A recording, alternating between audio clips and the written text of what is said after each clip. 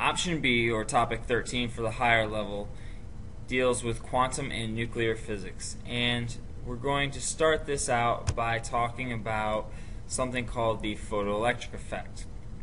And the photoelectric effect was first observed in 1887 by Heinrich Hertz.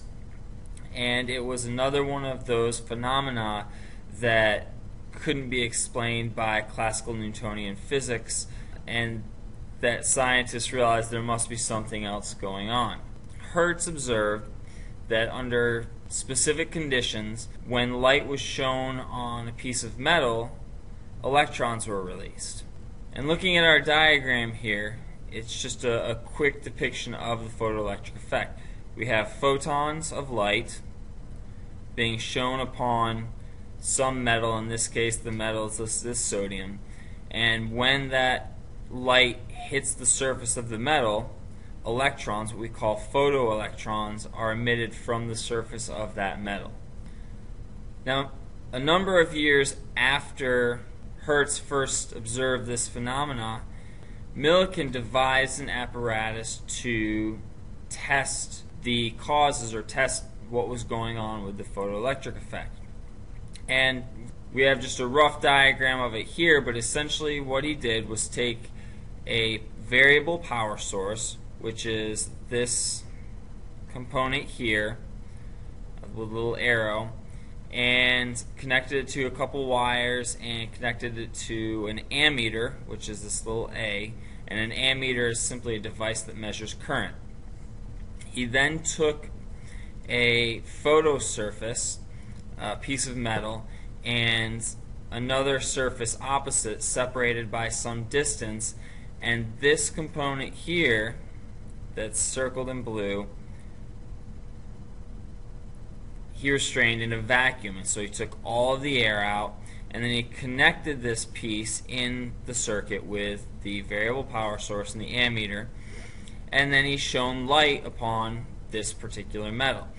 And he varied a number of different things, but he found that under certain situations, when light was shown on the metal, electrons were ejected, and he was able to measure that using the ammeter that was in the circuit. And so when he shone light on it, electrons moved from the surface of this plate over to this far surface through the vacuum, and once they hit this surface, they were taken into the metal.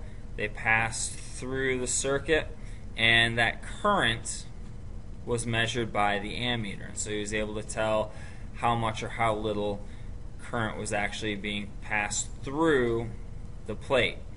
The other part of this was the variable power source, and with the variable power source, he was able to actually apply a voltage across the circuit, which essentially put a negative charge on the plate that was opposite the photosurface.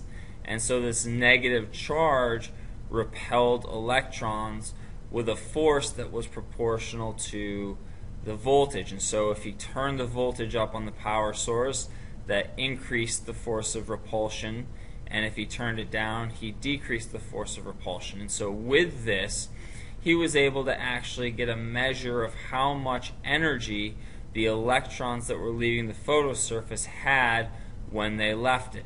If they had a larger amount of energy, they could overcome a greater potential difference between the plates and get to the far plate. If they had less energy, they wouldn't be able to overcome as much potential difference provided by the power source and wouldn't reach the plate. Now, when Millikan ran this experiment, he tested a number of variables, but the two that he found had a significant impact on the current were the material of the photosurface, so the metal that was being used as the photosurface, and the frequency of the light that was being shown on that photosurface. And so when he used a specific frequency of light on different types of metals, he found that depending on what metal he used, the number of photoelectrons that were emitted varied. Some metals emitted a large number of photoelectrons with a specific wavelength of light, and some emitted none. The second factor he found that affected the number of electrons that were emitted was the frequency of the radiation. At some frequencies, at some lower frequencies, many of the surfaces did not emit photoelectrons, but as he increased the frequency, thereby shortening the wavelength, he found that at specific points, certain photosurfaces began emitting photoelectrons. And as the frequency of the radiation increased, so did the number of photoelectrons that were ejected or emitted. Now, a third relationship that he found was one between the current and the intensity.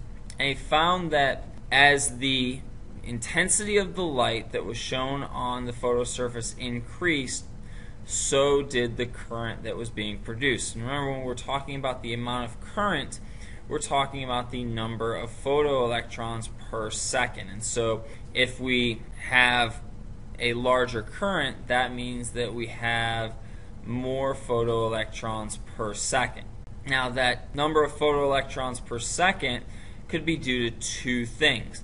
It could be due to the same number of electrons but with more energy, so they're moving faster, or it could be due to more electrons actually being emitted. So there are two potential causes for this direct relationship between current and intensity. And to determine exactly which of the two it was, Millikan had to figure out a way to determine the amount of energy that the emitted electrons had. That's where that variable power source came in.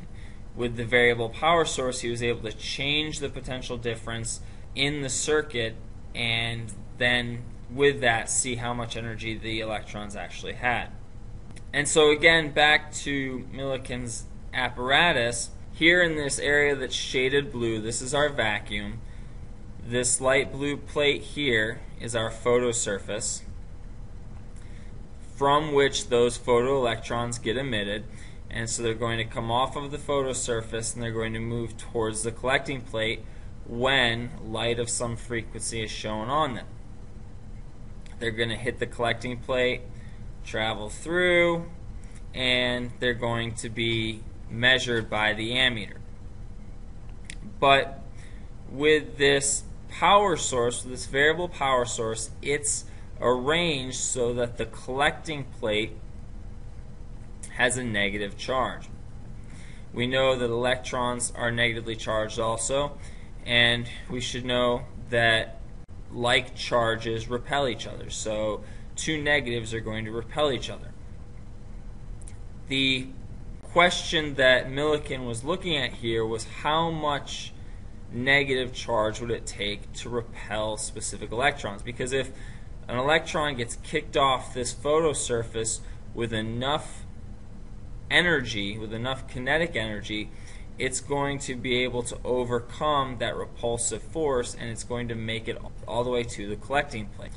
If, however, the potential difference is too much, the electron is going to come off of the photosurface, but there's going to be a constant force there regardless, a constant repulsive force, and so it's going to be slowing down, it's going to be accelerating in the opposite direction, and eventually it's going to come to a stop, and it's going to turn around and get pushed back the way it came. Very similar to if you take a ball and you throw it up in the air, there's a constant force of gravity acting against the motion of the ball until it slows it down, brings it to a complete stop, and then it accelerates back in the opposite direction. So Millikan was looking for similar results here. Was the electron going to make it all the way to the collecting plate before it stopped, or was it going to slow down and stop and get pushed back the way it came before it made it to the negatively charged collecting plate?